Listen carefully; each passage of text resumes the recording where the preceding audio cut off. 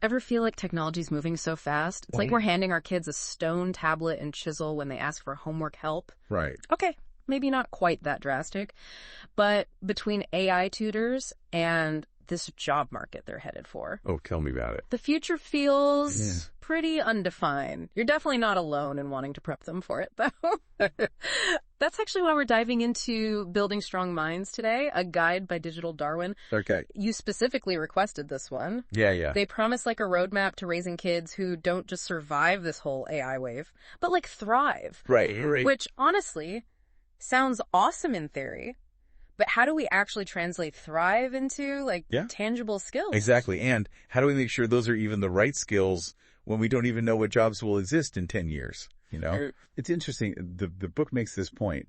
We often fixate on that really futuristic image of AI, right? Like robots, self-driving cars. But it's already so intertwined with our kids' lives. Yeah. In ways we might not even realize. It's like that saying, the future is now, but not in a cheesy way, more like a, wow, we really need to up our game kind of way. Yeah, absolutely. Yeah. And the book dives right into that, especially around two key ideas, adaptability and resilience. Although I gotta say, those words get thrown around so much. Oh, yeah? They're starting to sound like, Buzzword. Motivational posters almost. Totally. What do they really mean in this context? Yeah, it's easy to toss out those buzzwords. Yeah. But Building Strong Minds, to be fair to them, gets very specific. So adaptability, in their view, it's not just about keeping up with the latest iPhone. It's this deeper ability to adjust to any new situation, whether that's, new school year, a team project goes sideways, or even just grappling with a new idea that challenges how they already see the world. So not just rolling with the punches, but being able to, analyze the new landscape and then strategize in the moment. Exactly. It's that mental agility that's key. I like that. Resilience, on the other hand. Yeah. That's the inner strength, right? To bounce back from setbacks. We're talking about the kid who fails a test.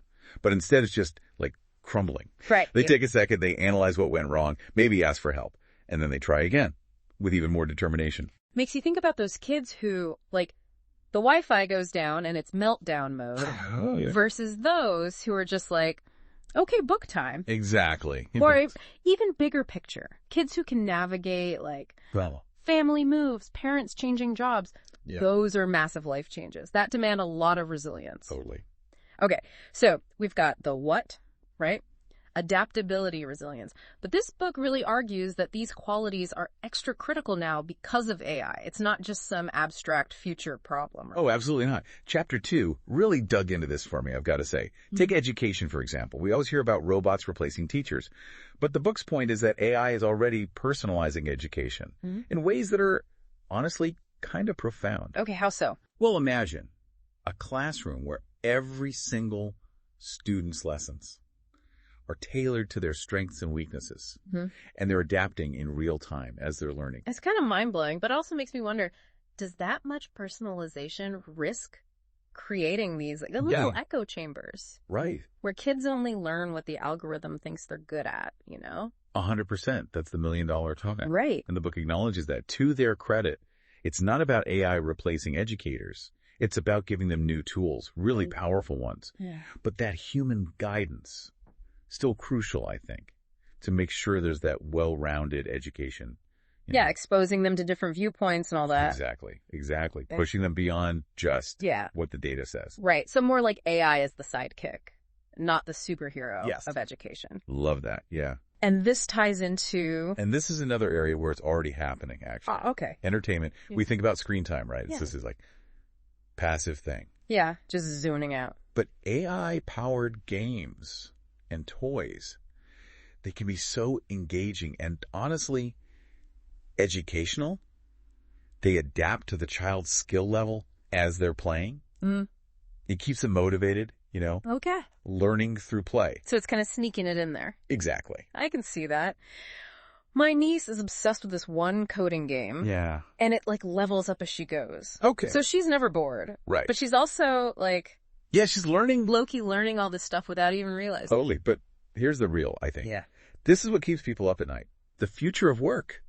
Building Strong Minds does not shy away from this. Right. Our kids, They're going to be applying for jobs that don't even exist yet, It's true. that require interacting with AI Yeah. in ways we can't even imagine. Yeah, if we can't even imagine it, how are we supposed to prepare them for it? Right. Like studying for a test without knowing the syllabus? Right. Or even like what subject it is? Totally. And that's got to be where those core skills, Yeah. the adaptability, the resilience, that's where that really comes into play. 100%. You nailed it. Chapter 3, that's where it gets really practical. You're like, okay, here's what you can do. Okay, lay it on me. And the good news is, these aren't crazy, like, out there techniques.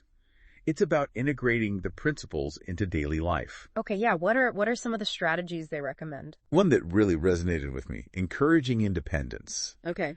And we're not talking about letting your 5-year-old use sharp knives, Right.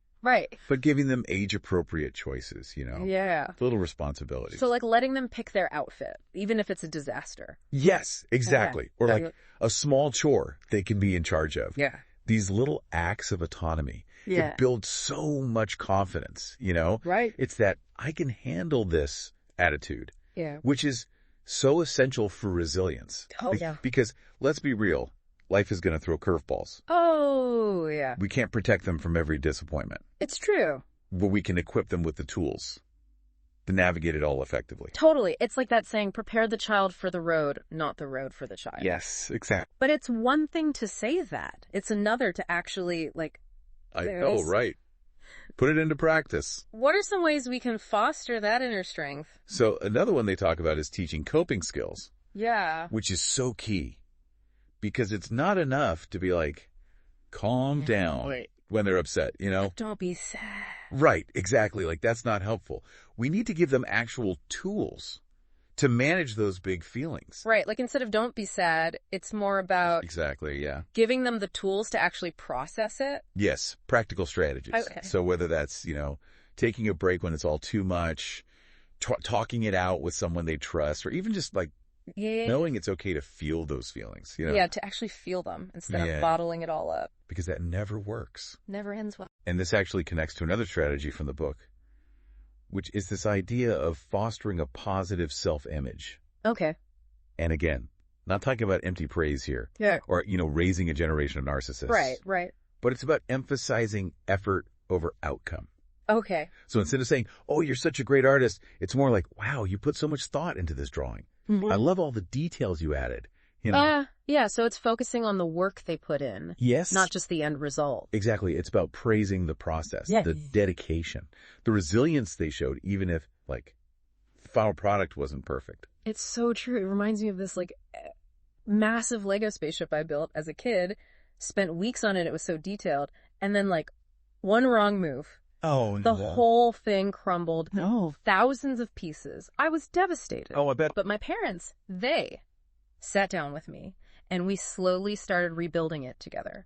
It wasn't about the spaceship itself, Right. It was about the problem solving, the teamwork, Yes. and just that, like, satisfaction of creating something, even if it wasn't exactly how I'd pictured it at first. That is such a good example of resilience in action. Right. It's not about avoiding failure at all costs. It's about knowing you have the tools and the support Yeah.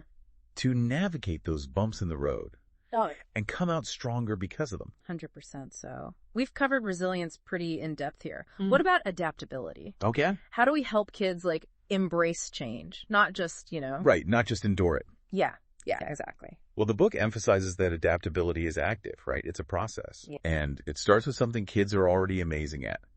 Curiosity. They've got that in spades. Oh, for sure. Kids are natural question askers. Yeah. Always pushing boundaries, testing limits. It's true. Always getting into things. Always. And the key is we got to nurture that. So, like, how do we do that? Encourage those why questions. Let them explore new hobbies. Help them be okay with trying things, even if they're not immediately good at them, So instead of sticking to the familiar, it's pushing them outside their comfort zone a little. Yes, embracing the unknown. I like that. The book also makes this, honestly, kind of brilliant connection between creativity and adaptability. Oh, okay. How so? So when kids are doing creative things, Yeah. whether it's Legos, making up stories, art, Yeah. they're constantly problem solving, right? Thinking differently, adapting their ideas based on what works.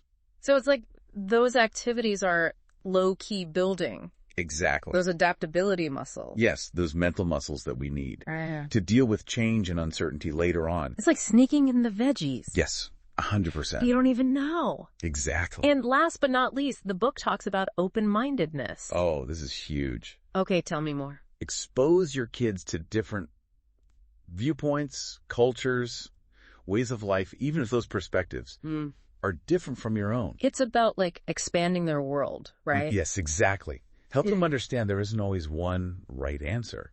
That's such a crucial skill. Especially in a world that just keeps changing. Not silly. Being able to see things from multiple angles is Invaluable. We're talking about kids who are, like, not afraid of ambiguity, open to new ideas. Those are the kids who are going to thrive. no matter what crazy thing the future throws at them. Exactly. This has been honestly so insightful. I feel like I'm taking notes over here. Good. So if we had to like sum it all up Yeah. for our listeners who are probably doing the same, Right. what are the key takeaways from building strong minds? I think the core message is that resilience and adaptability, they go hand in hand. Totally. They're essential, not optional, especially in this world that's so driven by AI. Yeah, and it might feel overwhelming, but Right. the good news is There are things we can do. we can equip our kids with the tools they need Yes. We don't have to just... to not just get by, but to really thrive. Exactly. And I love that. It's about embedding those qualities into their everyday lives, you know. Yes, it's not this big scary thing. Right. It's those little moments. Exactly, the little things we do. That can make a huge difference. 100%. Well, on that note, to everyone listening, if you're feeling a little overwhelmed, you're not alone. We're all in this together. We are. Take a deep breath and just focus on making one small change today, whether it's, encouraging a little independence, practicing those coping skills, I love that. nurturing that curiosity, whatever it is. Those little steps add up They really do. to incredible outcomes. They do. And if this deep dive was helpful, definitely check out Building Strong Minds. It's got even more tactical advice in there. It's packed with good stuff. And until next time. Until next time. Stay curious, everybody.